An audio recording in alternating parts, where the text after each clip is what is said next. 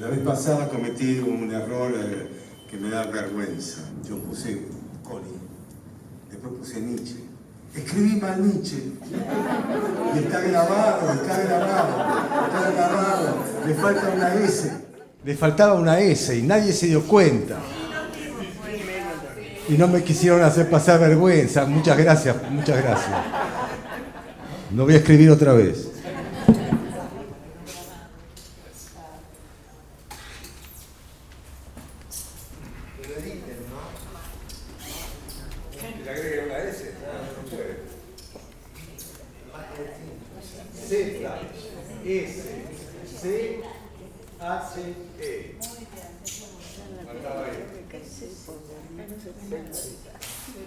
No es al revés, perdón. Dos veces la otra.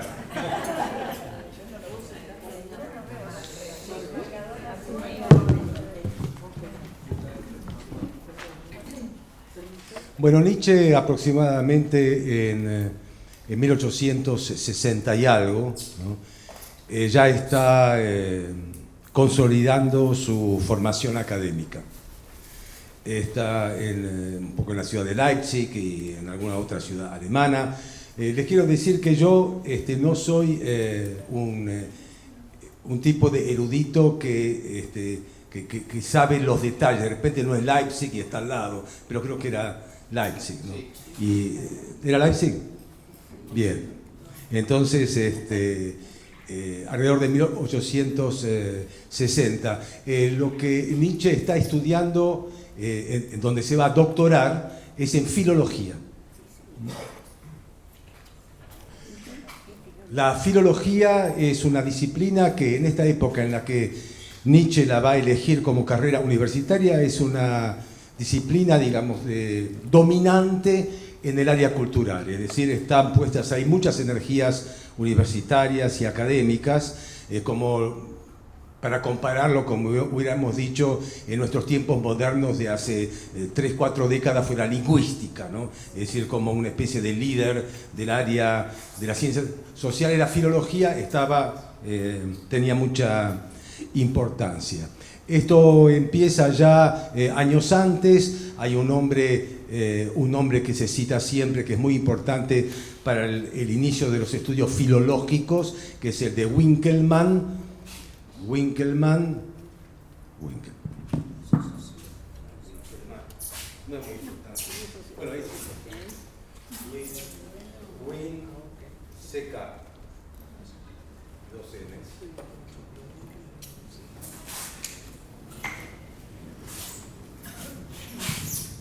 Así como Winckelmann también estaba Lessing, con 2 S y G final. Es decir, son los que, un poco los fundadores de la disciplina. ¿De qué trata la filología? Se trata de una disciplina dedicada a los estudios de la cultura clásica y fundamentalmente, si no exclusivamente, la griega. Entonces, se acercan a la cultura griega. ¿De qué modo? De 2 modos distintos.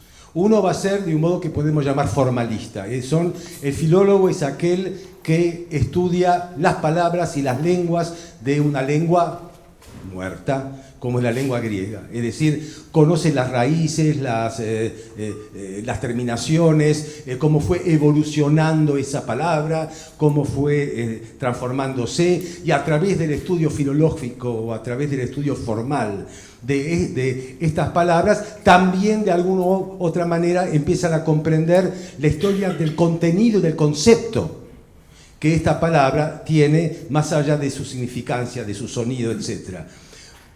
Un ejemplo que hace, es unos pocos ejemplos que sé, pero me parece que es un ejemplo para mí fundamental. Cuando uno lee a un griego, ¿no? Entonces se traduce en cualquier idioma, ya sea francés, inglés, alemán, castellano, y dice, bueno, Platón, un personaje, ¿no? Se acerca a la verdad. Entonces nosotros leemos verdad.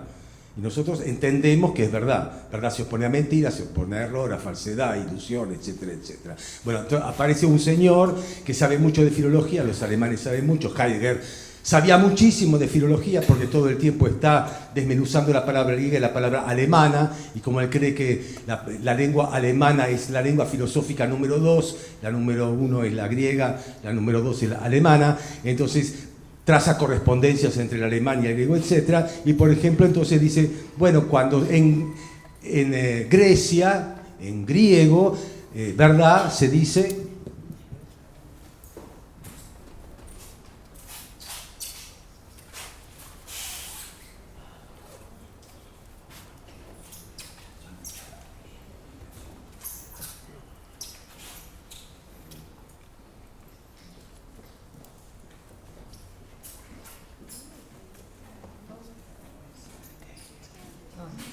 Aletheia.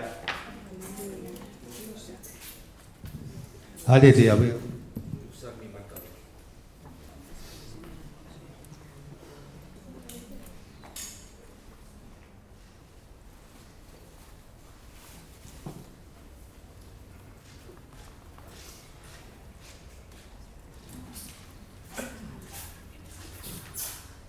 A-L-E-T-H-E-I-A.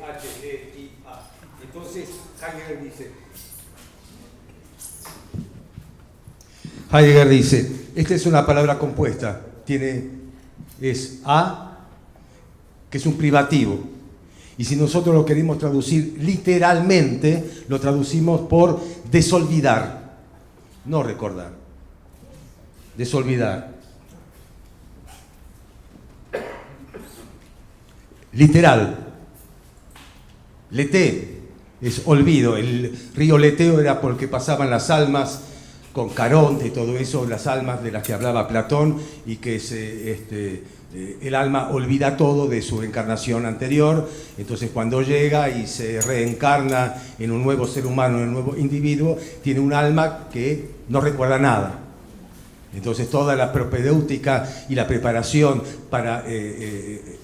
que para eso sirve la filosofía, de acuerdo a Platón y demás, es cómo hacer para que aquello que fue borrado, ¿no?, vuelva a aparecer las palabras. El alma tiene que volver a recordar. Una vez que el alma vuelve a recordar, se libera, etcétera, ya no vuelve a reencarnarse y está ahí en plena flotación de goce.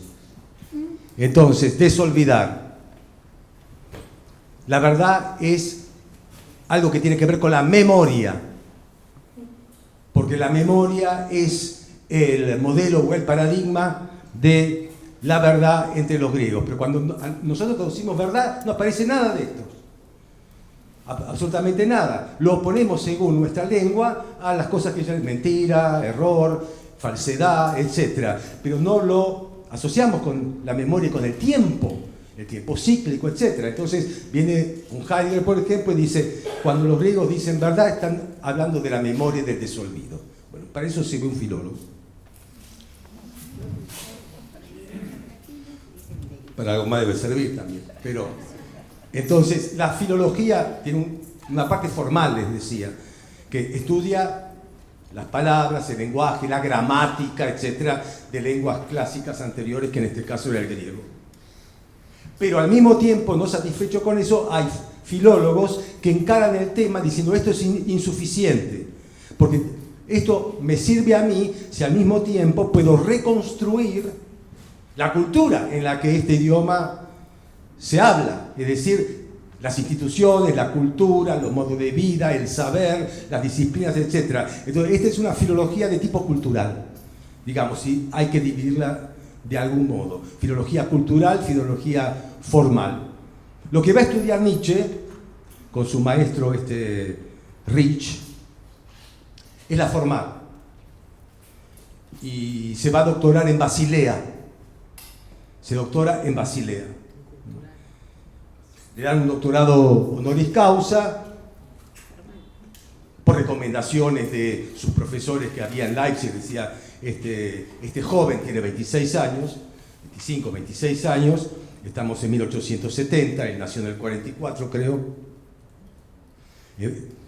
Es brillante, tiene muchas ganas, es muy estudioso, etc. Le damos el doctorado honoris causa, pero él estudia esta parte, digamos, formal.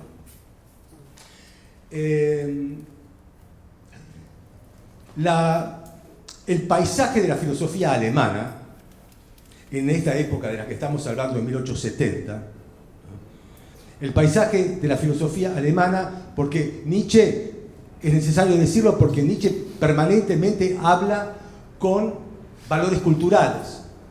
Iba a hablar de la filosofía alemana, iba a hablar del cristianismo, por supuesto, del judaísmo, del budismo, del liberalismo, del socialismo, del germanismo, etc.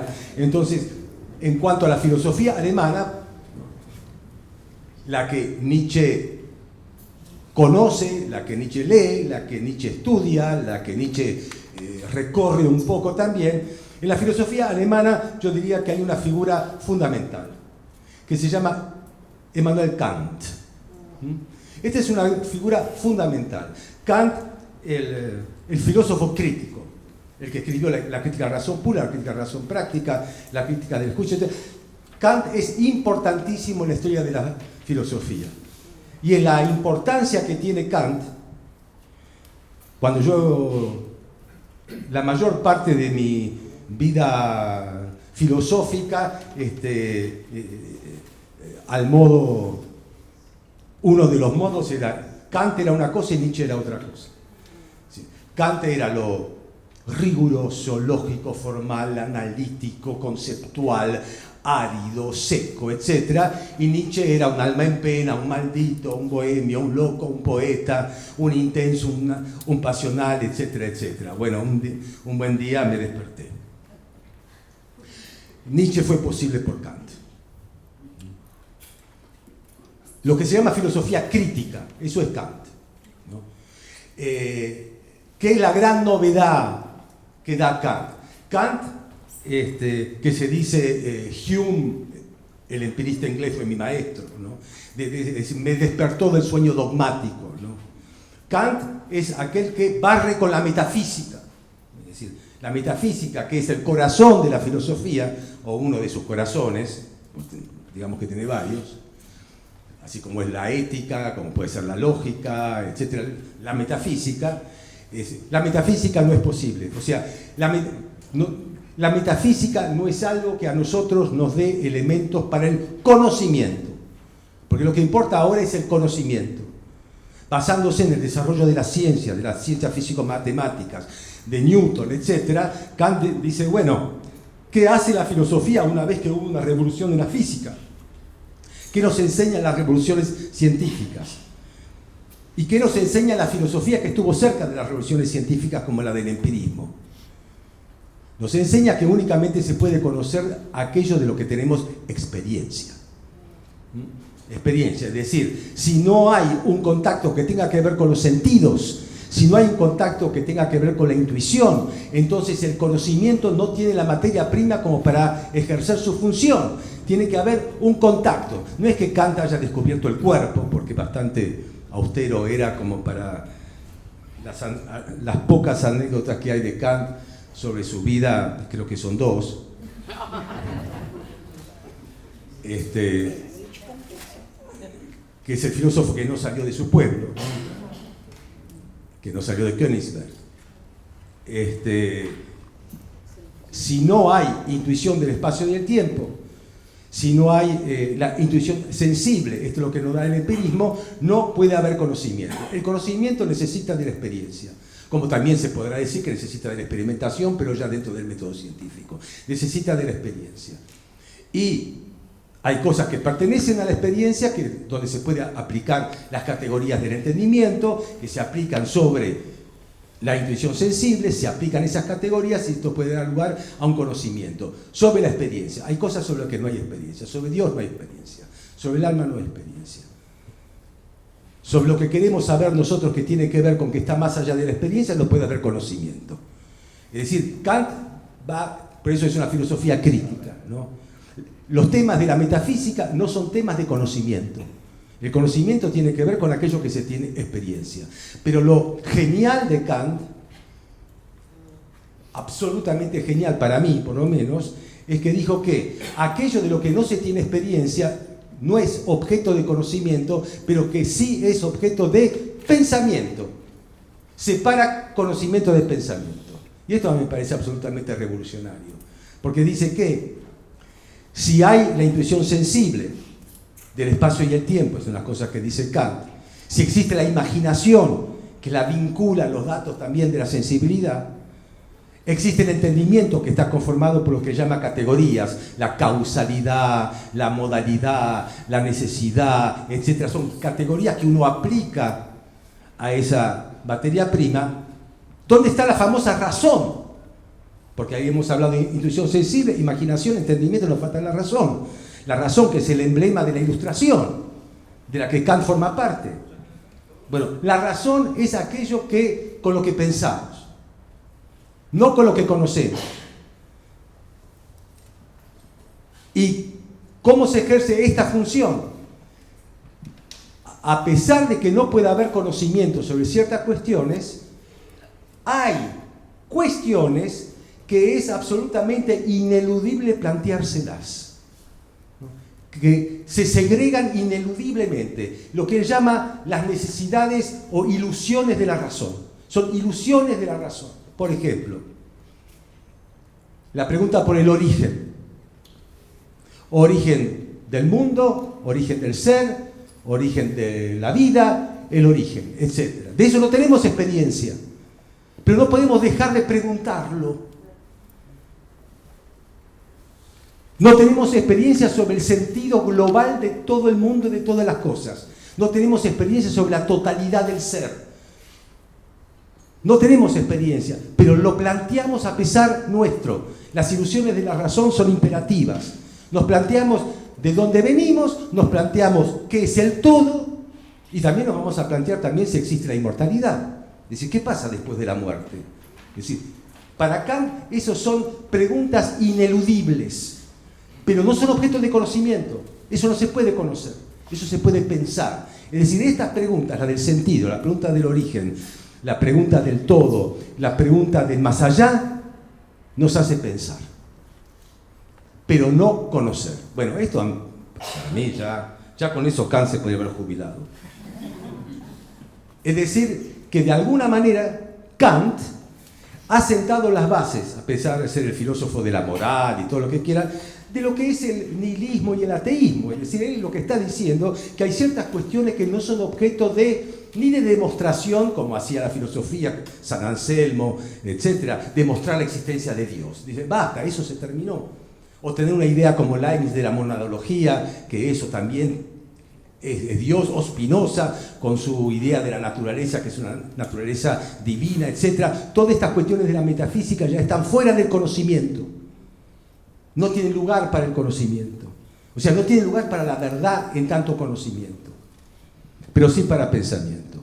Bueno, Kant, 1780, por ahí, va a suscitar una reacción.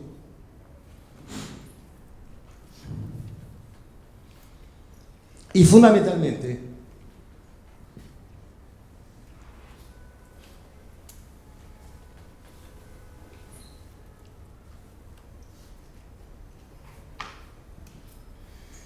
bueno, el principal reactivo, lo que va a tener Kant, se llama Hegel.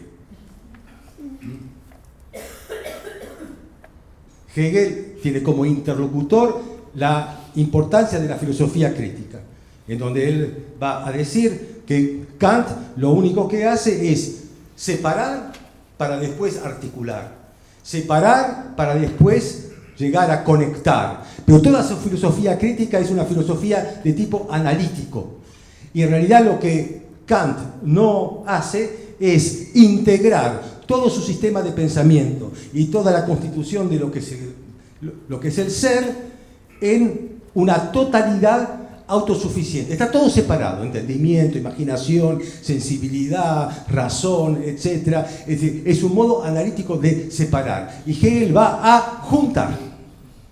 Pero para juntar, Hegel va a necesitar algo que en Kant no tiene el lugar que tiene Hegel, que es el tiempo, la temporalidad. La totalidad hegeliana es una totalidad temporal, se llama proceso o absoluto. Entre todos los momentos de la historia de la humanidad, desde un principio hasta el fin, están conectados porque son parte de algo, de lo que él va a llamar la totalidad. Y esta totalidad que se desarrolla a lo largo de toda la historia se desarrolla relacionándose entre sí, pero sin tener conciencia de a qué pertenece. La conciencia de la totalidad se da únicamente en el cénit, en la cúspide, en el momento final. En el momento final se llega a un momento de maduración del espíritu, o maduración del absoluto, de esta temporalidad que empieza desde lo primero y que sigue hasta lo último. En un momento dado se cierra el círculo porque ha llegado la maduración y la humanidad podrá tener conciencia de cómo fue el desarrollo y el porqué y el sentido del desarrollo de la historia de la humanidad. Pero para esto tiene que llegar al punto final. ¿Cuál es el punto final?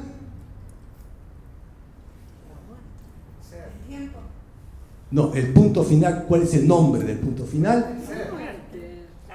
No, Hegel. Perdieron el auto.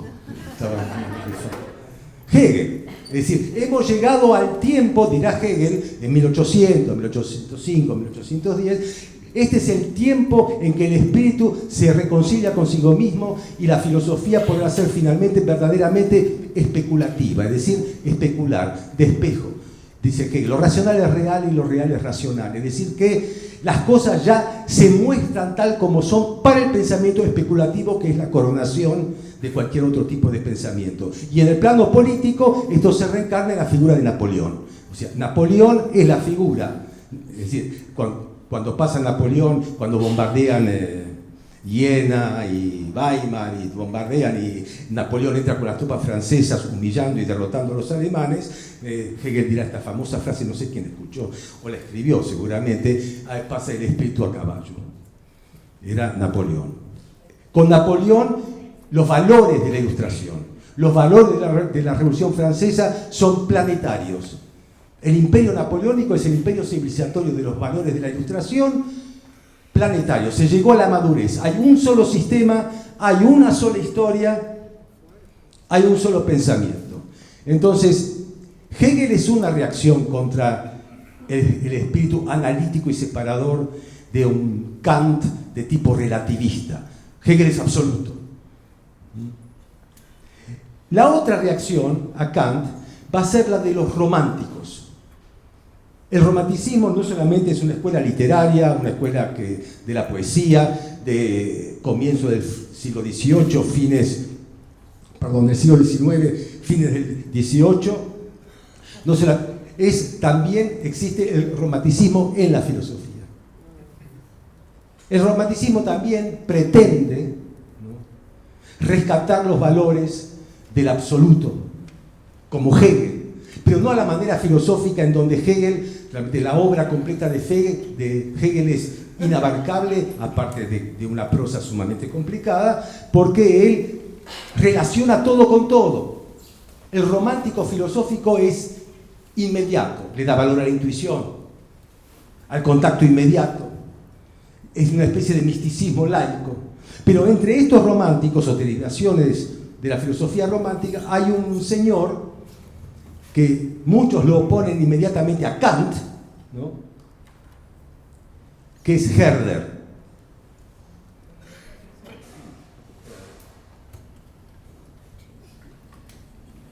Con H ahí. Ustedes saben que Kant es el filósofo de la universalidad. Es el filósofo para el cual la moral es el imperativo categórico, es decir, moral es lo que es universal.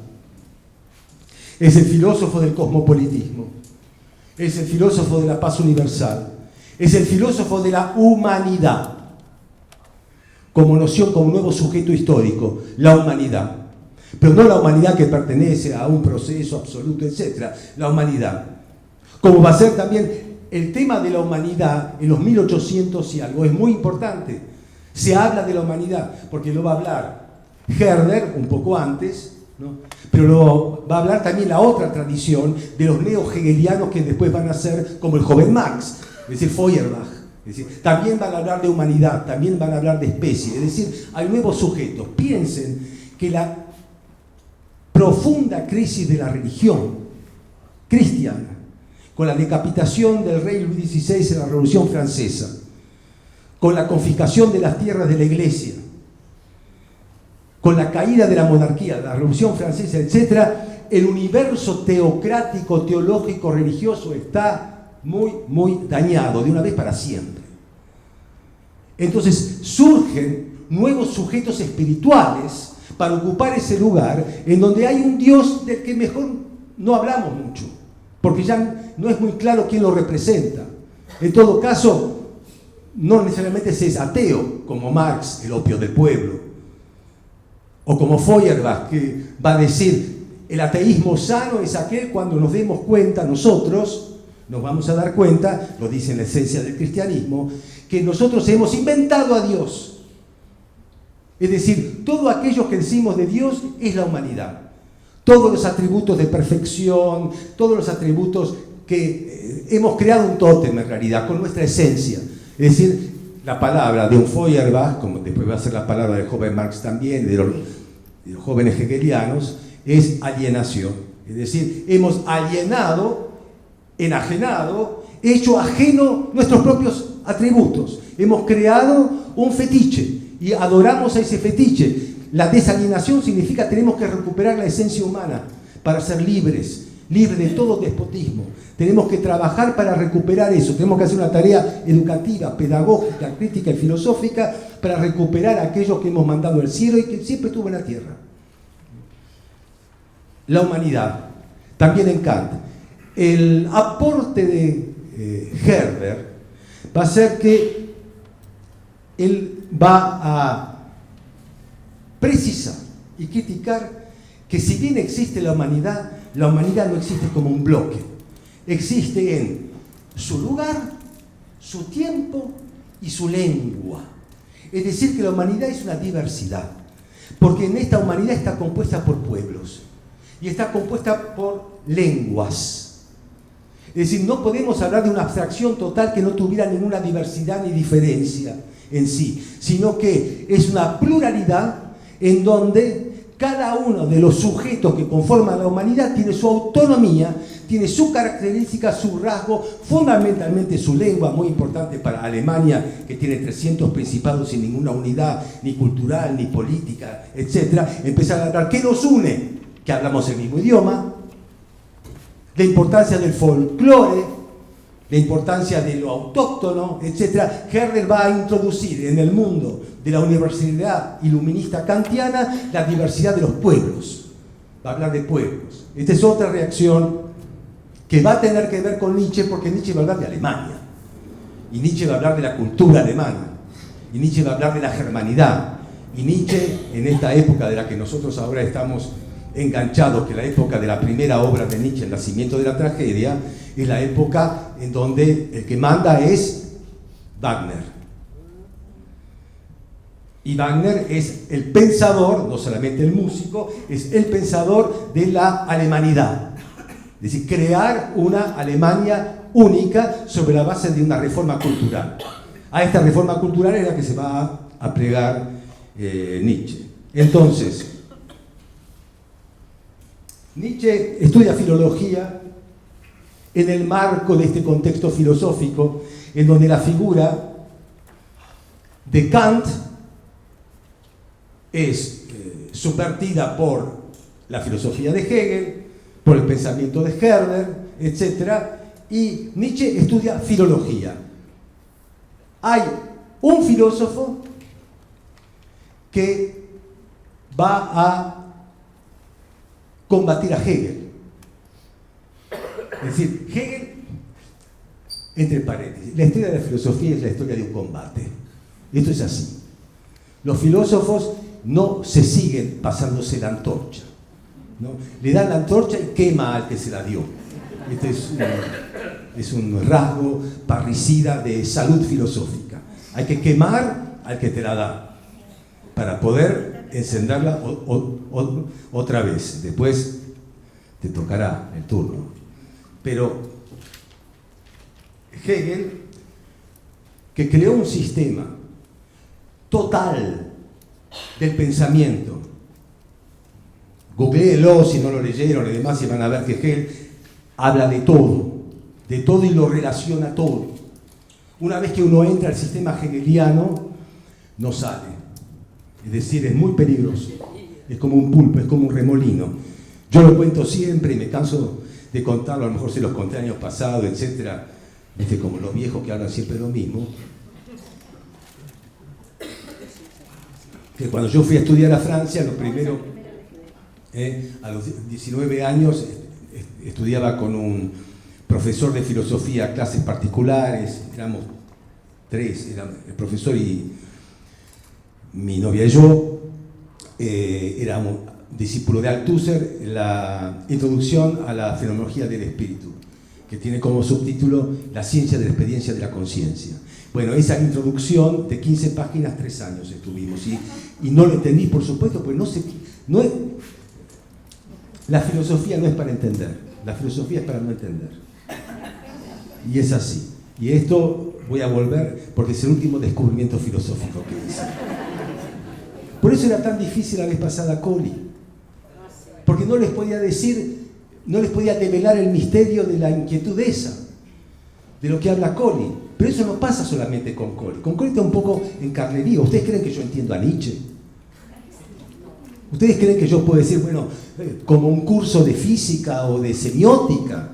Esto no existe con la filosofía. La filosofía es para otra cosa, la filosofía es para pensar. Y se piensa cuando no se entiende. ¿Se entiende? Se piensa cuando no se entiende. Si no, ¿para qué vamos a pensar? Basta con saber. Basta con creer. Muchas gracias en nombre de Colli. Basta creer, basta saber. ¿Cuándo pensamos? Cuando hay un obstáculo que nos impide seguir como tal. Cuando no nos sirve lo que sabemos. Entonces pensamos. Bueno, la filosofía es el arte del pensamiento, o sea, sobre lo que no se sabe. Entonces, ahora me perdí.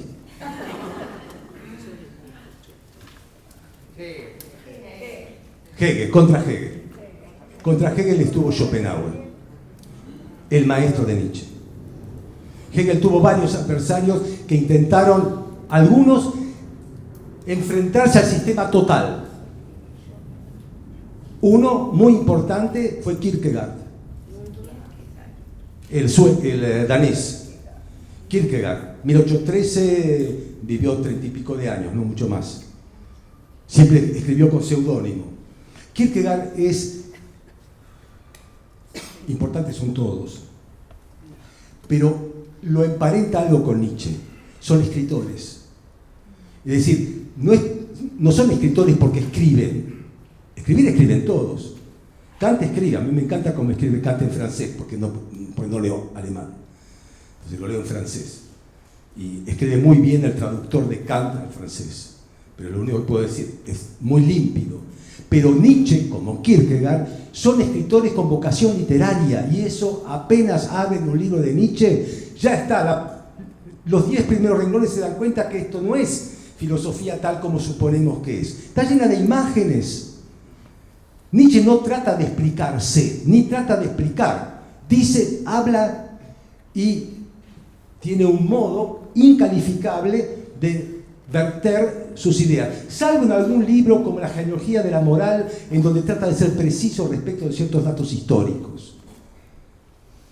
En El nacimiento de la tragedia va y viene, pero cuando entra en el mundo de los aforismos, como El humano demasiado humano, La galla ciencia, Aurora, etc., ni hablar del Zaratustra. Es decir, allí Kierkegaard, el tema de Kierkegaard es el individuo, la singularidad, no la totalidad. Y el tema de Kierkegaard va a ser, no se trata de saber, como dice Hegel, se trata de creer. Pero lo curioso y el movimiento genial que tuvo Kierkegaard es que para él se cree en lo que no existe. Esta es la genialidad de Kierkegaard, porque si existiera, no hace falta creer. Señores, con ustedes, Jehová, Alá, Dios, con ustedes Dios. Se terminó la creencia. No, lo vi, ya está, pero no lo vemos, por eso creemos, porque no está. ¿Cómo se puede justificar la fe en lo que no existe? ¿No es comprobable? no es verificable la existencia de aquello en lo que tenemos fe. Por lo tanto, tenemos que decidirlo. Es un acto de decisión, libre, y es una apuesta y un riesgo. Por eso, el libro extraordinario de Kierkegaard, Temor y Temblor, se trata del sacrificio de Isaac por Abraham, ¿no? Que Abraham, para probar su fe, ¿cómo se prueba esa fe? Sacrificando lo que más querés. Pero lo que más querés era el hijo, que tanto lo esperó. Y aparece con la daga, después viene el ángel que le impide, etc. Es decir, Kierkegaard se enfrenta a Hegel en nombre de la singularidad de un individuo que apuesta, como el salto al abismo, como dice Kierkegaard, por un acto de fe que para él es la fe entendida así es lo más auténtico del ser humano. Porque ahí se juega entero. Porque en todo el resto el ser humano es cobarde, hablando un poquito en bruto. Es decir, siempre conserva algo. Por ejemplo, dice, existe el hombre estético. El hombre estético es el hombre del placer. Anda buscando lo agradable, anda buscando la felicidad, anda buscando los placeres, etc. Se satisface, después busca otro. El emblema que cita muchas veces Kierkegaard es la historia de Don Juan, ¿no? Que siempre tiene N más una mujer. Después está el hombre ético. Uno dice, el hombre ético es el hombre responsable, el hombre que paga impuestos, el hombre que tiene familia, el hombre que respeta a sus padres, el hombre que... Sí, pero ese hombre, a decir que está muy bien, se necesita, se llama el hombre de la generalidad. Se necesita este tipo de... Pero siempre lo propio, es su familia, es su casa, es su seguridad, etc. El único que se despoja de todo y sacrifica todo por un acto absolutamente libre, sin que haya ninguna pátina de egoísmo, es el hombre de fe que se juega por una creencia que él decide tener. Bueno, Kierkegaard. Y el otro es Schopenhauer. Schopenhauer sí es importante porque tiene que ver con Nietzsche, porque el nacimiento de la tragedia está dedicada a Wagner. Y Wagner es el que le hace leer a Schopenhauer. Porque Wagner encuentra en Schopenhauer al filósofo de la música. Y Schopenhauer, que es un personaje sumamente outcast, marginal de la historia de la filosofía, no era un hombre de academia, no era un hombre preparado, porque en los tiempos de Hegel se instala el profesorado de filosofía. Los filósofos no eran profesores. Kant era profesor de geografía. No existía ser profesor de filosofía. Esto se instala en Alemania en el mismo momento en que se crea la burocracia moderna. Y la burocracia moderna, que va a ser la infraestructura del Estado, va a necesitar de una serie de servicios disciplinarios y culturales para crear al buen burócrata, es decir, al buen servidor público. Y la filosofía va a ser fundamental para pensar que Hegel servirá para eso también, para dar los elementos para conformar a un buen servidor público. Por tanto, se crea la carrera de filosofía y Hegel va a ser profesor en Berlín, en Jena, etc. Schopenhauer, por algún motivo, entra a una universidad, creo que de Berlín, y da un curso. Schopenhauer era muy joven, porque cuando escribió su obra fundamental, El mundo como voluntad y representación, tenía 30 años. Y había heredado dinero de su padre, y con eso lo administró para hacer lo que quería. Y lo que él quería era escribir cuestiones de filosofía, para eso tenía, y mantener a su corista, que era otra cosa que hacía en Frankfurt. Tenía muy pocos amigos. Hay una frase absolutamente genial que siempre la digo de Schopenhauer. Saben que Schopenhauer tenía fama de pesimista, de misántropo, de amargo, hortiva. Bueno, tiene una frase: mejor solo que acompañado. ¿No es genial? Es absolutamente genial. Genial. No mal acompañado, mejor solo que acompañado. Así le fue en la Universidad de Berlín. Tenía 3 alumnos. Hegel tenía, no sé, todo, porque estaba en la cúspide. Entonces, Nietzsche, joven, 26 años, entra a la Universidad de Basilea y comienza filólogo, tiene formación filológica, por lo tanto, ¿qué es lo que estudia? Grecia. Entonces, Nietzsche estudia Grecia y empieza a escribir pequeños trabajos, no muy extensos, sobre el mundo griego. Por ejemplo, tiene uno que se llama 5 prefacios a una obra que no se va a publicar. No, que no se va a escribir. Mejor todavía. ¿Cuál es la preocupación en estos artículos de Nietzsche? El Estado, la educación y la reforma cultural de Alemania. Es decir, luchar contra la decadencia de su entorno, la decadencia alemana. ¿Cómo tiene que ser un Estado? ¿Por qué hay un enfrentamiento entre cultura y Estado? ¿Qué tipo de reforma cultural se debe llevar a cabo? ¿Y cómo hay que transmitirlo para que esto realmente sea realizable mediante procedimientos de educación? Escribe sobre educación de la universidad. Dice que la universidad está llena de orejas y una sola boca, para dar cuenta del modo en que ve la pedagogía. Habla de los presocráticos a los que le adjudican una majestad sacerdotal, es decir, hace un juego entre Grecia y Alemania. ¿Cómo hacían los filólogos? Pero ya con sentido crítico respecto de su presente. Esto es lo que no hacían los filólogos. Con un sentido de tipo político, de tipo crítico y de crítica cultural respecto de su presente, tomando a Grecia, como decíamos la semana pasada, de Colli y de Nietzsche. Es un griego que se plantó acá y mira la contemporaneidad y ejerce una mirada crítica respecto de la contemporaneidad con el basamento de la cultura clásica de los griegos. Es la esposa de su tutor de filología, de Nietzsche, la que le presenta a Wagner. Wagner tiene 56 años y Nietzsche tiene 26.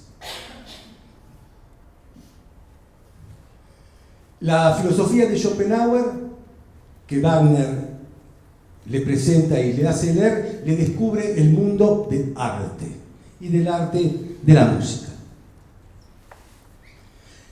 La filosofía de Schopenhauer tiene esta extravagancia y esta cuestión curiosa, que él, en lugar de atacar a Kant, lo admira a Kant. Y toma de Kant, es decir, no es un discípulo de Kant, pero es un seguidor de Kant. Y como pasa muy habitualmente, hace de Kant lo que quiere. Es decir, es absolutamente irreconocible el Kant de Schopenhauer de Kant. Pero él encuentra en Kant cosas que a él le interesan. El mundo como voluntad y representación. Esta es la obra de Schopenhauer. ¿Qué es la voluntad? Es un término que está en Kant. Voluntad. Querer. ¿Querer qué? El deber. En Kant no puede haber otra voluntad que la buena voluntad. En Kant no puede haber otra voluntad que la del deber. Toda otra voluntad es egoísta, mezquina, etcétera, para sí. No es moral. El egoísmo no puede ser moral. El moral tiene que ser desinteresado. Lo moral tiene que ser universal. Por lo tanto, la voluntad es querer el deber. En Schopenhauer toma la palabra voluntad, y lo que todos conocemos de Schopenhauer es su concepto clásico, la voluntad de vivir. Este es el concepto de Schopenhauer. El mundo como voluntad y representación. ¿Cuál es la representación? Bueno, ahí es el análisis kantiano del mundo fenoménico, del mundo de las apariciones. Es decir, para Kant no existe la cosa en sí. Es decir, este vaso es lo que yo toco, miro y bebo. Y sobre eso yo puedo, en todo caso, hacer una serie de disquisiciones de tipo teórico. ¿Qué peso tiene? ¿Por qué se cae? La ley de gravedad, cómo está compuesto, cómo se hace el vidrio, etc. Pero es el vaso tal como aparece. No hay otro vaso. No hay una cosa en sí, no hay una idea del vaso a la manera platónica. No hay cosa en sí, o no hay, como dice Kant, noumenon. Hay fenómeno. No hay cosa en sí. Es decir, nosotros no tenemos acceso a nada en el mundo que no le aparezcan a nuestros sentidos. Por lo tanto, todo aquello que conocemos tiene una estructura de subjetividad. No existe el objeto puro. Tenemos una estructura de subjetividad, tanto temporal como espacial, sensitiva. Por lo tanto, el conocimiento tiene que ver con el sujeto trascendental, dice Kant. Este es el mundo de la representación. Lo interesante es el mundo de la voluntad. ¿Qué es la voluntad de vivir? Bueno, este es el invento de Schopenhauer. La voluntad de vivir no es una voluntad que tengamos nosotros. La voluntad de vivir es cósmica, es universal. La voluntad de vivir nos captura. ¿Qué es la voluntad de vivir? Es el movimiento permanente de cambio y prosecución del ser en cuanto tal. Todo sigue su proceso. ¿No se dan cuenta que siempre sigue y que va a seguir? Es decir, que la vida continúa permanentemente. Pero esto es una fuerza. Es la fuerza. No es solamente inercia. Es la fuerza de que el ser es permanente cambio y que prosigue, se reproduce. No se trata de hablar de la muerte o no de la muerte, porque la muerte no tiene ninguna importancia porque después nace y nace y nace y nace. Esta es la voluntad de vivir. Y la prueba, para Schopenhauer, que entró por ese lado, es la reproducción sexual. Dice, ¿por qué? Este asunto de la especie. La sexualidad, el sexo, la reproducción sexual, la atracción sexual, esto no es simplemente porque, bueno, están en los genes y demás, es algo mucho más fuerte. Esa es la muestra de la multiplicación. La voluntad de vivir es la multiplicación. Ahora, dice Schopenhauer, esta multiplicación no es simplemente una fiesta de los sentidos o algo que se multiplica, algo que sigue, algo que se reproduce y que realmente la pasamos bárbaro.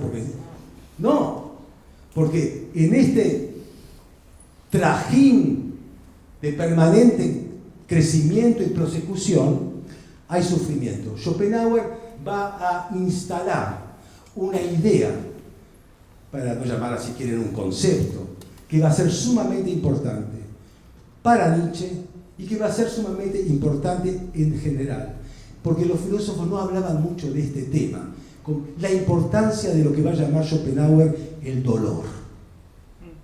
El dolor como tema filosófico. El dolor. En el corazón de esta existencia, que siempre prosigue, hay dolor.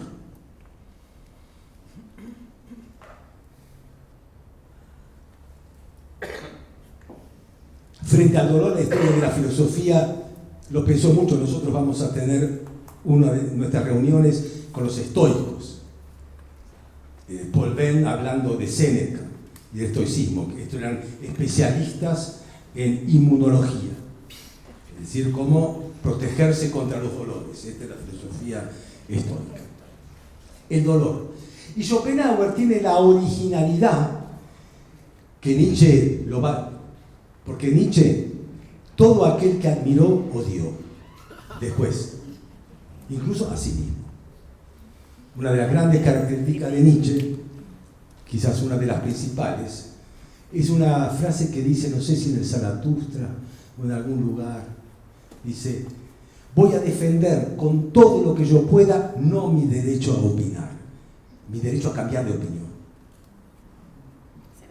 Nietzsche es el filósofo que pensó contra sí. Cada obra de Nietzsche desdice la anterior. La que sigue al nacimiento de la tragedia es humano demasiado humano, es una crítica al nacimiento de la tragedia. La genealogía de la moral es una crítica a humano demasiado humano, a la galla de la ciencia, etcétera, etcétera. Pero demuele. Porque eso es pensar.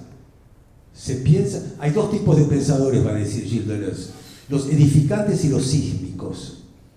Bueno, Nietzsche es sísmico. Schopenhauer.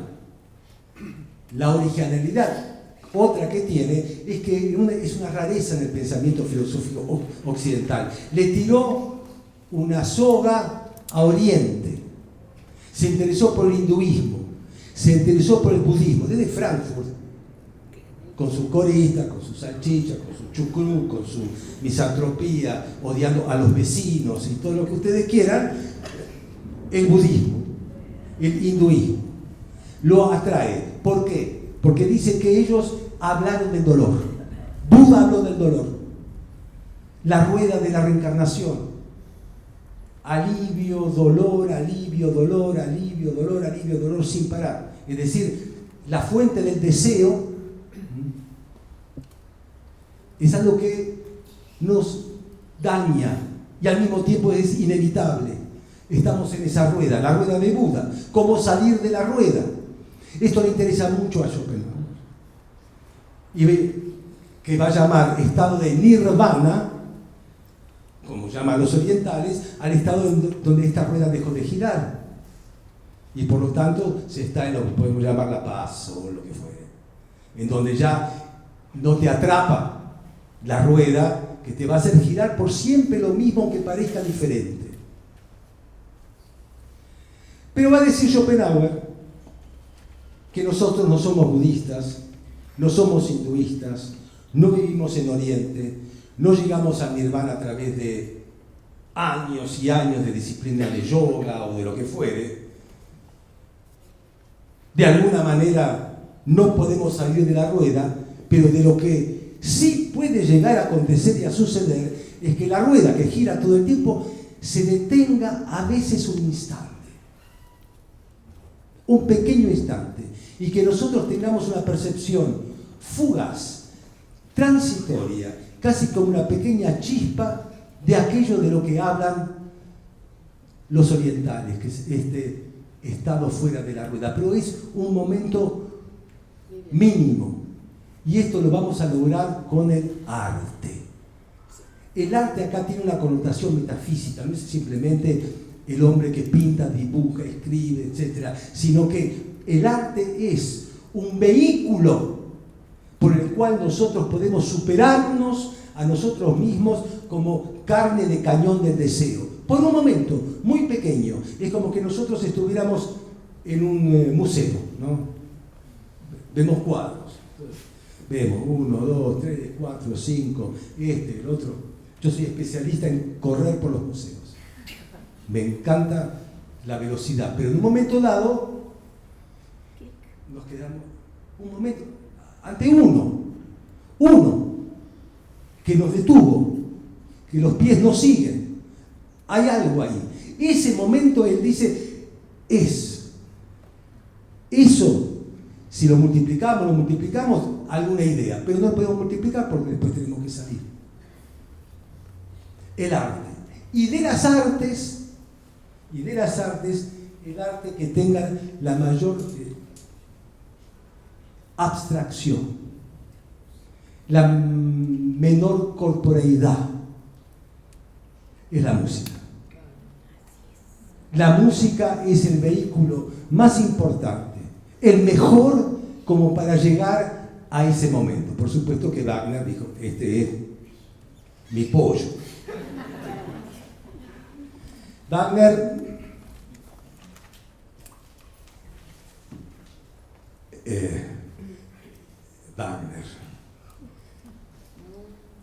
gran escritor, panfletario, ensayista, su libro sobre Beethoven, participó de la revolución de 1848, que fueron las barricadas populares contra la restauración que hubo en Francia. Tenía un espíritu anarquista, combativo, y tenía ideas revolucionarias, pero no de una revolución como otros que estaba Bakunin o después Marx, etc. Él va profundizando en una idea de una reforma, de una revolución que va a tener sus características propias y que va a tratar de pensar en las raíces de su cultura. ¿Se acuerdan de Herder? el que hablaba de pueblos, etc., en las raíces. Es decir, esto quiere decir algo que para Nietzsche va a ser muy importante también. Tenemos que ir más allá del cristianismo. Tenemos que ir, sería más acá del cristianismo, antes del cristianismo, por encima del cristianismo. La enfermedad de Occidente se llama cristianismo y se llama socratismo. Son dos, Jesús y Sócrates. Estos son los dos personajes históricos contra los cuales Nietzsche no va a dejar de pelear tampoco, porque se les parece bastante. Pero para Schopenhauer, pero para Wagner, las raíces. Por eso va a hablar de los mitos, por eso va a hablar de Sigfrido, por eso va a ir a lo teutónico, es decir, nosotros necesitamos crear nuestra propia mitología. No dice religión exactamente. Necesitamos descristianizarnos, que nos hizo miserables, piadosos, compasivos, débiles, rastreros, falsos altruistas. Necesitamos una cultura de la fuerza, del vigor, de la virilidad, que nos enorgullezca. El hombre tiene que superarse a sí mismo. Nietzsche escuchaba. El filólogo escuchaba a Wagner. Wagner, cuando lo conoce a Nietzsche, se encuentra con este joven que ya está leyendo a Schopenhauer. Wagner recién, en esta época tiene 56 años, pasó las de Caín toda su vida. Tema dinero, para él era... Y recién hacía 4 años que Ludwig de Baviera lo había adoptado como una especie de genio musical que le hizo la vida un poco más fácil, pero ya estaba grande. Y que después va a tener la posibilidad de tener su teatro en Bayreuth, su propio teatro. Esta es la época en que lo conoce Nietzsche. Un Wagner que ya está subiendo, que está componiendo, que está mirando y que tiene respaldo. Y que tiene una mujer que se llama Cosima, que está casada, no con Wagner. Es Cosima, la hija de Franz Liszt. Es decir, acá tenemos un universo, ¿no?, como Woodstock, lleno de música. Franz Liszt, Wagner. Y Nietzsche, ¿qué quiere ser músico? Él estudia filología, pero él quiere ser músico. Yo escuché, había un CD, no sé dónde lo tengo, de las composiciones de Nietzsche. Como yo de música no sé, simplemente escucho, puedo decir que la verdad hizo bien en dedicarse a otra cosa. Mientras uno escucha las composiciones musicales de Rousseau, y es otra cosa. Pero Nietzsche quería ser músico y se encuentra ante el genio. Entonces, la relación entre Nietzsche y Wagner es una de las cosas más hermosas de las amistades que se pueden dar en la historia de la filosofía, bastante parecida a la relación, tiene sus matices, entre el amo y el esclavo en la fenomenología del espíritu de Hegel. Cosima lo protege a este joven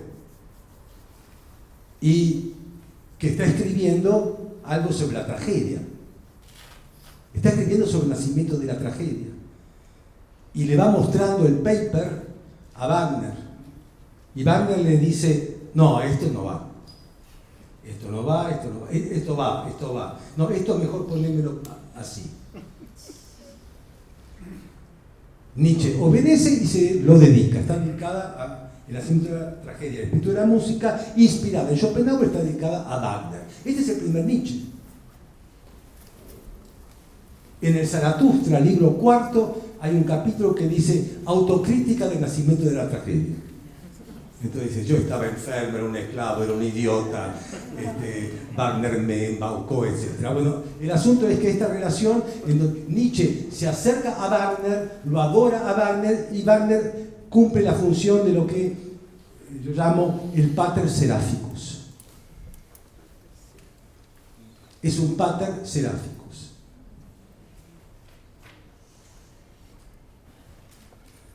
Freud decía que a él se le ocurrió la idea de super yo cuando soñó, tuvo una pesadilla, digamos, que un perro se le tiraba encima y lo mordía.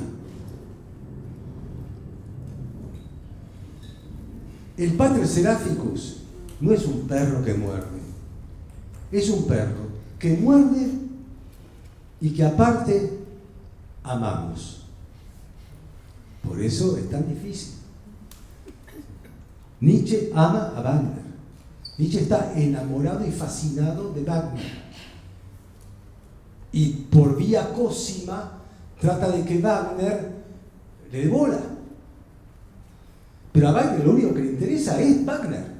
Entonces dice, tu libro ahora está bien. Y por favor, Cosima, le decís a Friedrich que tenemos una recepción mañana, algo tenemos que llevar, que vaya y compre bombones. Entonces se convierte en una especie de lacayo de Wagner, Nietzsche. Joven, 26, 27, ante el grande. Esta relación impregna el libro El nacimiento de la tragedia. Ahora, cuando nosotros leemos El nacimiento de la tragedia, muchas veces no sabemos nada de todo esto. Y aparte, tampoco modifica mucho, porque la escritura de Nietzsche es de Nietzsche, no es de Wagner. Y las iluminaciones de Nietzsche son de Nietzsche, no son de Wagner. Es decir, hay esta idea de la música. Es decir, ¿qué va a hacer Nietzsche? Nietzsche va a decir, yo voy a explicar cómo nace la tragedia. ¿Y por qué me interesa la tragedia? Porque en la tragedia está el verdadero espíritu griego, que después, acuérdense de Colli, se deformó, decayó, se neutralizó. La potencia del espíritu griego, la potencia del pensamiento griego está en la tragedia. Pero después, ¿qué pasó? Vino Sócrates, vino Platón, vino la dialéctica, empezaron a conversar, a discutir, a argumentar, se solazaron ahí con estos juegos retóricos y ahí empezó una especie de racionalidad, una racionalidad verbosa, una racionalidad donde lo único que importa es la competencia entre artistas de la palabra y se perdió el fondo trágico que ellos inventaron. Desde el momento en que Esquilo, que es el poeta trágico, puso en escena a dos personajes. Porque antes estaba el coro. Y mientras estuviera solamente el coro, que es lo más primitivo y lo originario de la tragedia, allí todavía había este espíritu, porque el coro le cantaba a Dionisos, al dios Dionisos. El coro era esta voz, y Dionisos era el sueño del coro, la proyección del coro. Y en un momento dado, alguien puso en escena a un actor, que no había.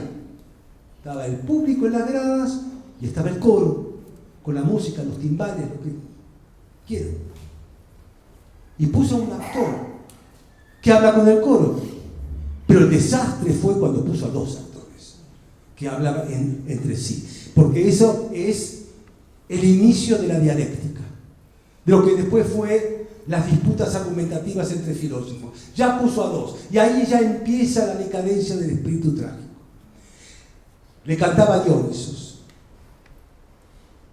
Y hay dos dioses que están en el origen de la tragedia: Dionisos y Apolo. La luz y la sombra. La intensidad y la superficie. La profundidad y la superficie. El mundo que no se ve de flujos y fuerzas. Ese mundo que ruge de los instintos y el mundo de las apariencias. El mundo de las formas. El mundo de las individualidades. El mundo del arte. El mundo de la escultura. El mundo de la plástica. El mundo que da placer. Dionisos no da placer, da goce, da dolor, intensidad y éxtasis. Uno es rural, de la fertilidad, de la fecundidad. ¿Cuál es la representación tradicional pre-dramas trágicos de Dionisos? Es el baile de los machos cabríos, es decir, de personajes humanos con pieles de cabra, los sátiros, los sirenes y demás, que se ponen cuernos y bailan, ¿no?, al son de música y recitan lo que llaman ditirambos. Son estos pequeños versos. Miren, Apolo es sabiduría, medida. Qué bueno que hayan las cosas, qué bueno que haya mundo, qué bueno que haya formas. Dionisos nos dirá qué bueno que haya mundo. Dirá, tenemos que atravesar el mundo para llegar a su fondo. Entonces, lo que va a decir Nietzsche es Dionisos y Apolo. Son dos fuerzas contrapuestas, dos fuerzas en tensión. En el momento en que se hace un nudo entre las dos, en que se compone de algún modo Dionisos con Apolo, se componen, nace el espíritu trágico, que es el resultado de la síntesis del éxtasis dionisíaco con el arte aparental de Apolo, que en Colli era distinto, porque lo que hace Colli es de este mismo trabajo que hace Nietzsche con el nacimiento de la tragedia, lo hace con la sabiduría. Cuando Colli lo hacía, era el origen de la sabiduría, por eso agarró por el Apolo cruel y todo ese tipo de cosas. Pero acá hay una síntesis. Y la música, claro, ahí está el ditirambo, ahí está la danza, ahí está el baile, etc. Nietzsche en 1872, en el 70 ya lo tenía escrito, no lo puede publicar. No consigue que lo publique. Al final, en 1872, consigue publicarla en una editorial de música. O sea, fuera del circuito filológico. Cuando aparece esta obra, hay una persona contenta, que es Wagner. Pero una. Porque el círculo de los colegas de Nietzsche, de los filólogos, y especialmente de uno que va a ser muy conocido, que se llama Wilamowitz. Muy conocido. No importa.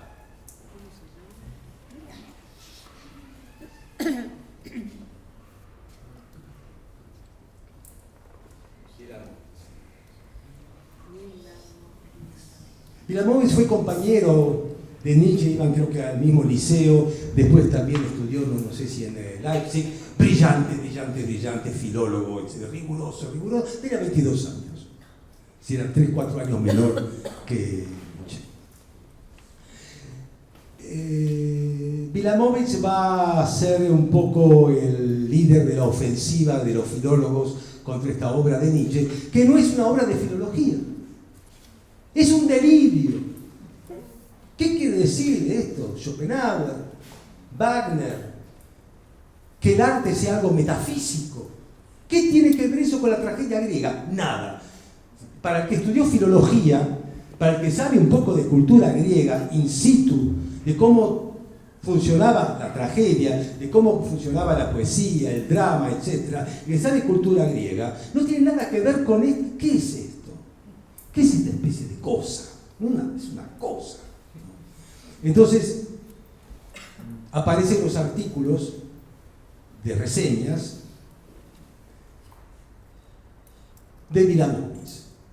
Mientras tanto, es muy curioso que Nietzsche, que tiene sus 26 años, que escribió su primer libro, que tiene el padrinazgo de Wagner, que está tan ocupado consigo mismo que ya no importa, ya está. Trata de encontrar compañía, alguien, para que lo apoye, que alguien hable del libro. Lo pagó él. En una editorial de música, igual que el Ferdinand de Gombrowicz también, una de música. En castellano. De música. Es decir, entonces él tiene 3 relaciones de distinto nivel. Uno es Erwin Rode que escribió este libro que se llama Psique, es un amigo de él, con H. Otro es este Overbeck. No importa, ¿quieren que escriba Overbeck? No les importa nada. No. Da lo mismo. Y Burckhardt. Este es importante, porque es el gran historiador. Burckhardt. Escriban Burckhardt. Entonces, hoy tenemos las fuentes, el material de todo lo que hacía Nietzsche para que le den bola. Lo llamaba Rode, mirá, en ese periódico, etcétera, ¿por qué no hablas con el secretario de redacción y me haces una reseña? Si querés yo te digo lo que tenés que escribir. Y no conseguía nada. Entonces, le pedía a Wagner, por favor, unas palabras suyas bastarían, etc. Lo sufrió al libro, lo sufrió.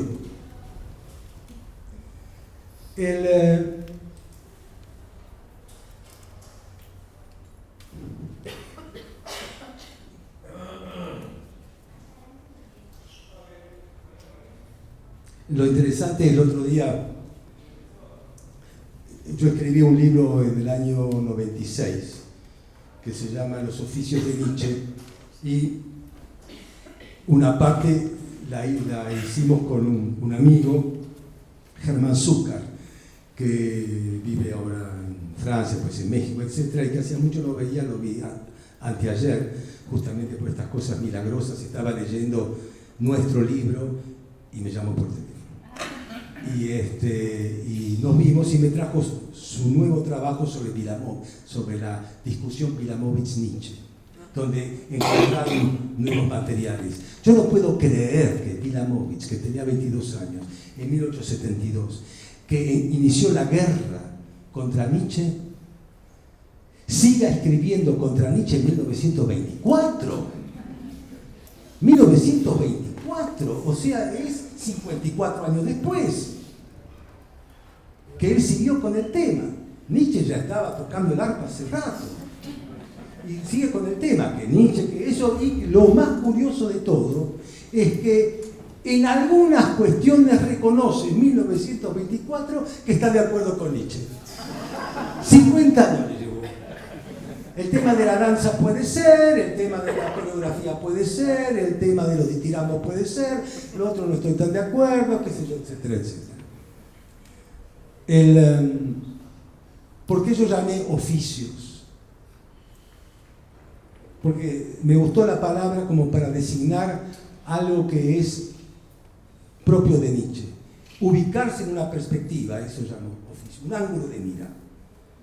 Y desde ese ángulo de mira, desde ese vértice, desde esa bisectriz, meter su púa pensante y abandonarlo después a ese oficio.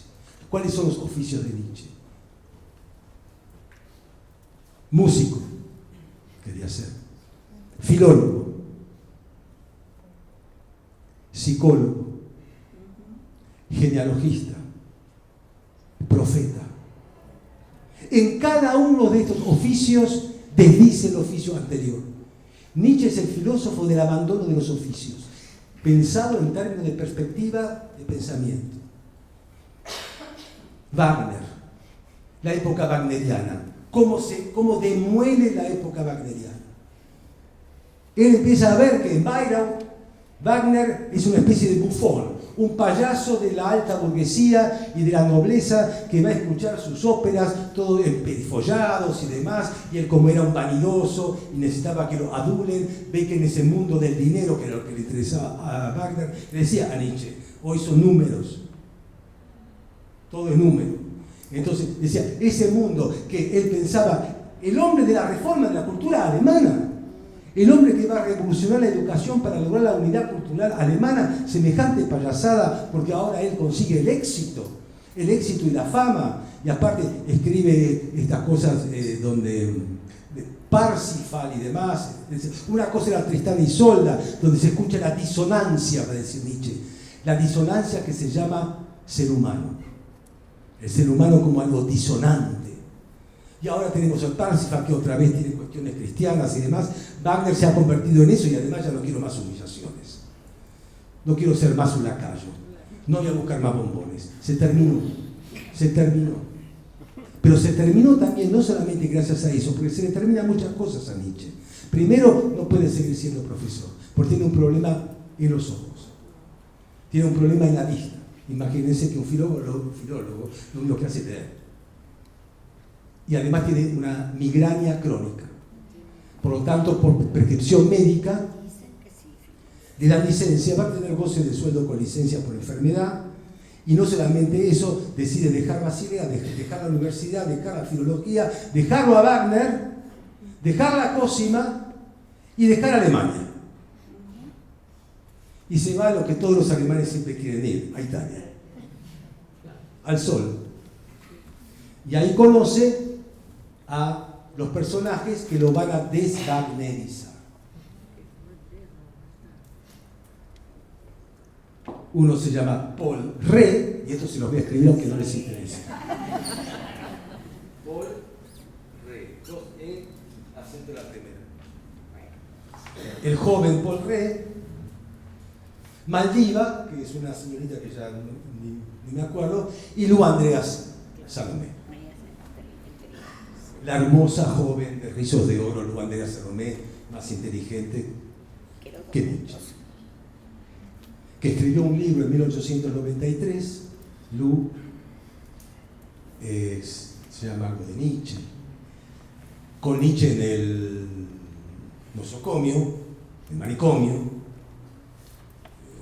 en el hospicio. Después la hermana lo llevó a la casa y lo encerró en la cabaña hasta que en el año 1900 murió Nietzsche. Por los últimos años Nietzsche ya había perdido control un poco de su paranoia y todo eso. Que las causas parecen ser una sífilis o algo por el estilo, etc. Y Lu escribe un libro sobre Nietzsche, para mí es uno de los libros más lindos y más interesantes y más inteligentes que se escribieron sobre Nietzsche en vida. Y una Lu de 30 y algo de años. Entonces los conoce y ahí se inicia esta amistad que lo va a llenar de alegría y de placer, que lo va a ayudar a Nietzsche a dejar la tragedia y toda la pesadez wagneriana, todo este asunto de las reformas culturales pesadas, tensas, dramáticas, patéticas, toda esta cosa del super yo, del pater seráficos, toda la mirada del amo y todo este tipo de cosas, para entrar en una fraternidad italiana, en Sorrento, en una casa rodeada de naranjos, frente al acantilado mirando el Mediterráneo, ¿no?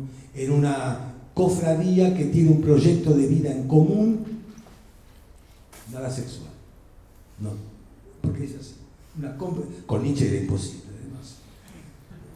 Era fóbico. Sí, era raro. Eso lo sabía Lu, que le invitaba al bosque para hablar del eterno retorno.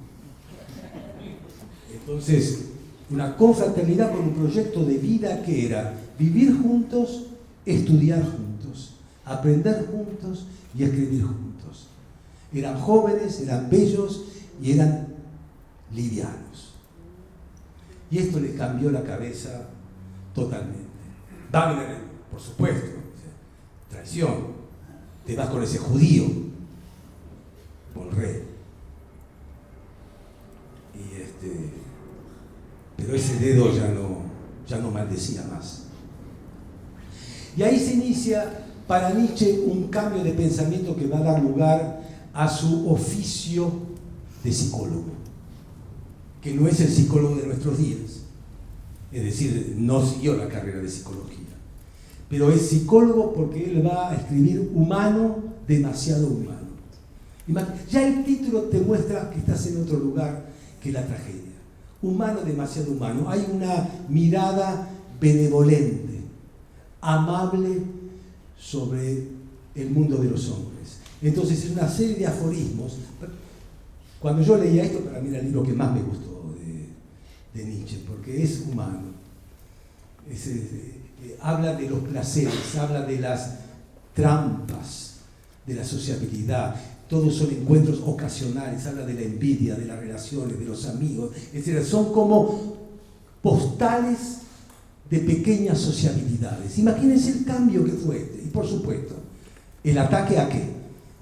Aparte de los aforismos de las pequeñas sociabilidades, contra la tragedia, contra la metafísica del arte, contra Wagner, contra sí mismo. En esta nueva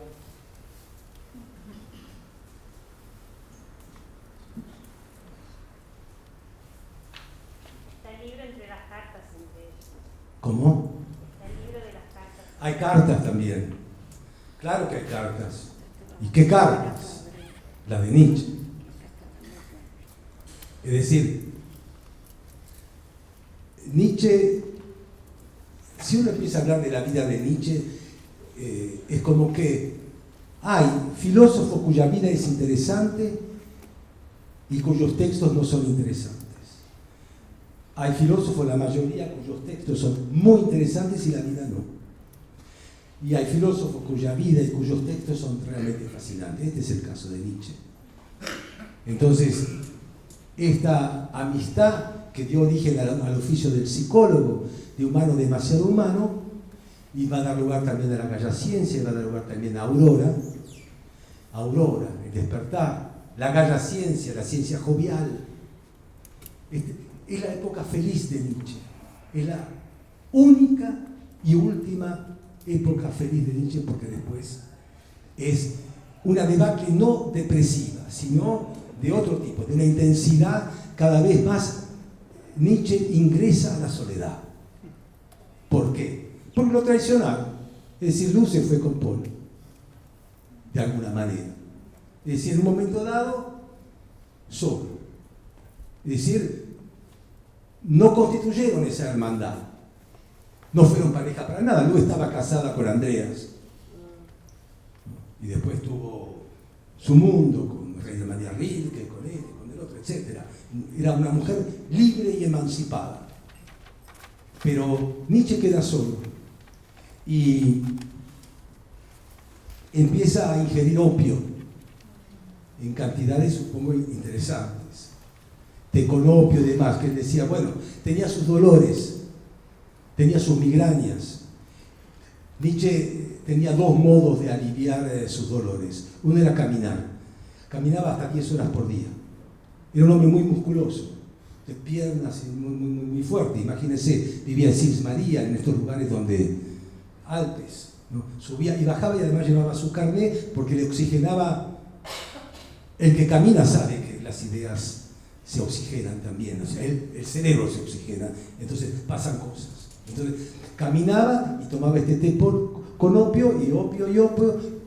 Vivía en Génova en un momento dado, tenía alucinaciones, y ahí empieza a escribirle estas cartas donde lo trata Paul Ré de rata. A ella le dice que tiene unas tetas más de mona, de simia, y insulta, y odia, y estoy solo, con signos de admiración, y estoy solo, y empieza a escribir los primeros renglones del Zaratustra. Así habló Zaratustra, es el libro de la soledad.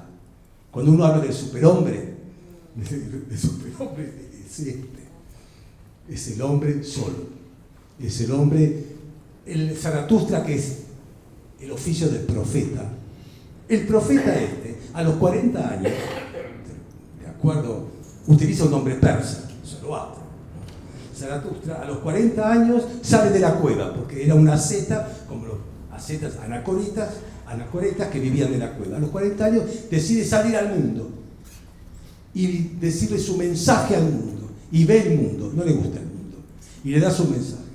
Y está rodeado de sus animales, el camello, el león, la serpiente, el águila, el mono, etc. Son los amigos de Zaratustra.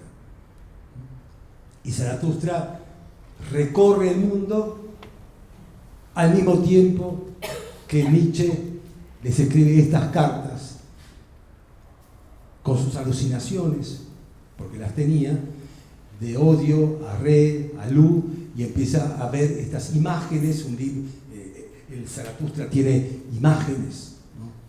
Sí, el tema de los narcóticos y la filosofía no es usual, pero por ejemplo Nietzsche habla de los narcóticos cuando habla del nacimiento de la tragedia. Es decir, hay uno que ingerían en los rituales dionisíacos, que es, agarré la receta, es centeno triturado.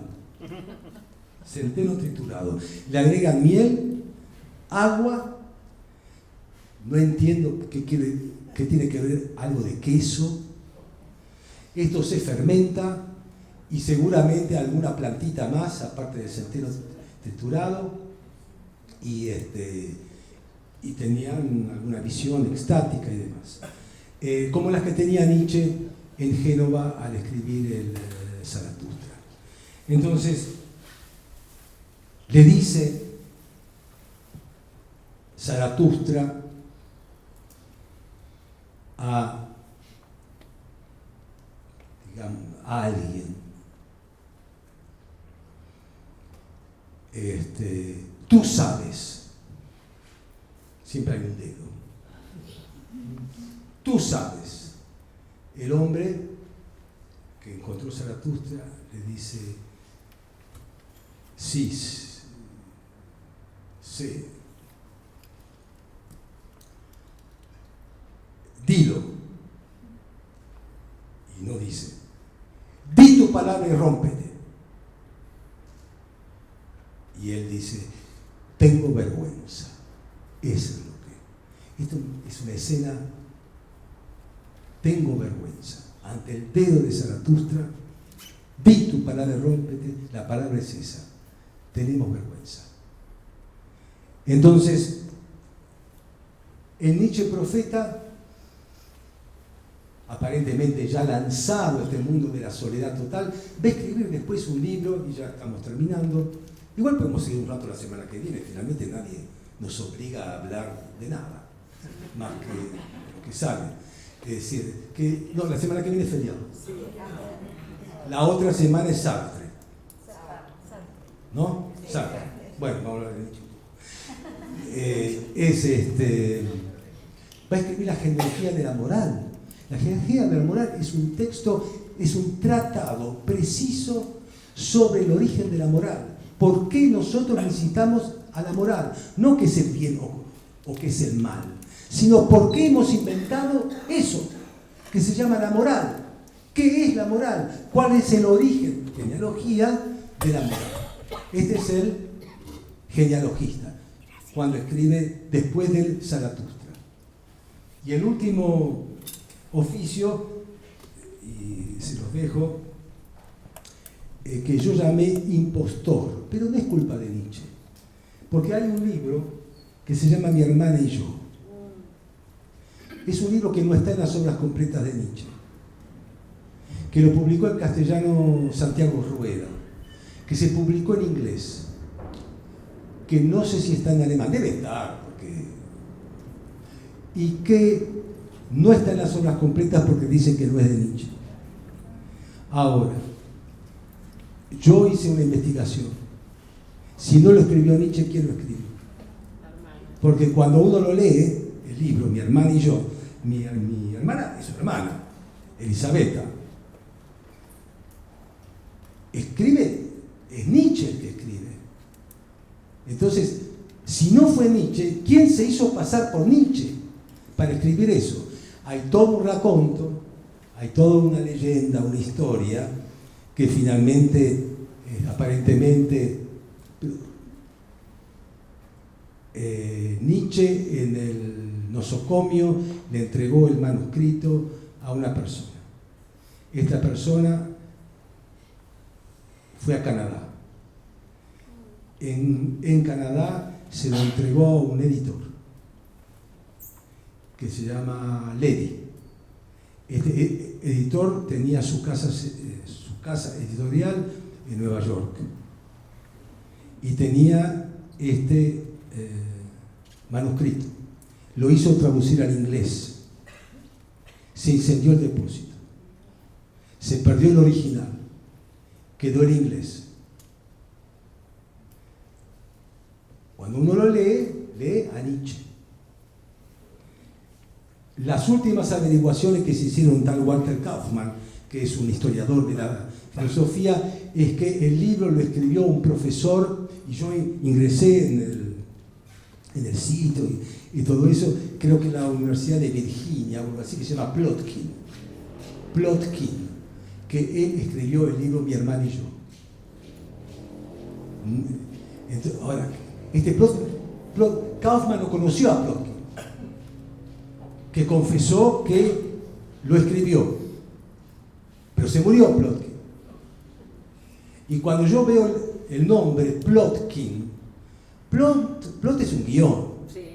es un drama, Sí. y Kin es un parentesco, es un nombre raro, pero eso a mí me hizo pensar que ¿qué importancia tiene finalmente quién es el autor? Si es Nietzsche, leído, habla de la hermana en sentido crítico, etc. Es el caso no de un copista, porque conocemos en la historia de la pintura, por ejemplo, pintores que pintaron, copiaron, perfecto. Pero son muy pocos los casos, hubo, de pintores que pintaron a la manera exacta de un grande, un cuadro nuevo, un nuevo Vermeer, puede ser un nuevo Degas, pero nuevo, que el especialista no distingue.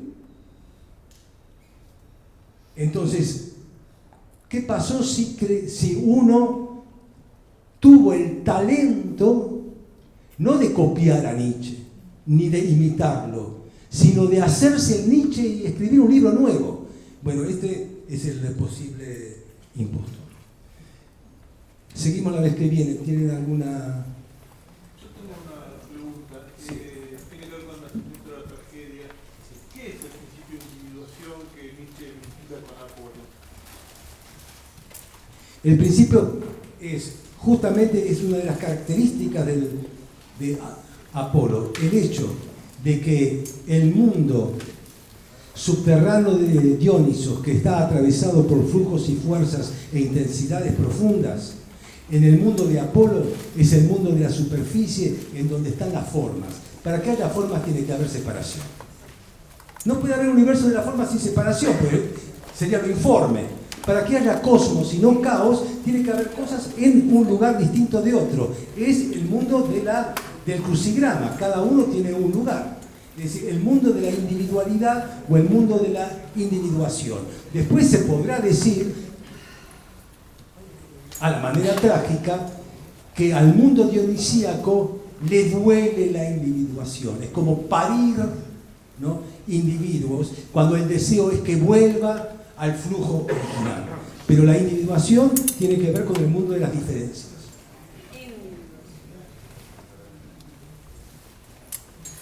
Hasta 2 jueves.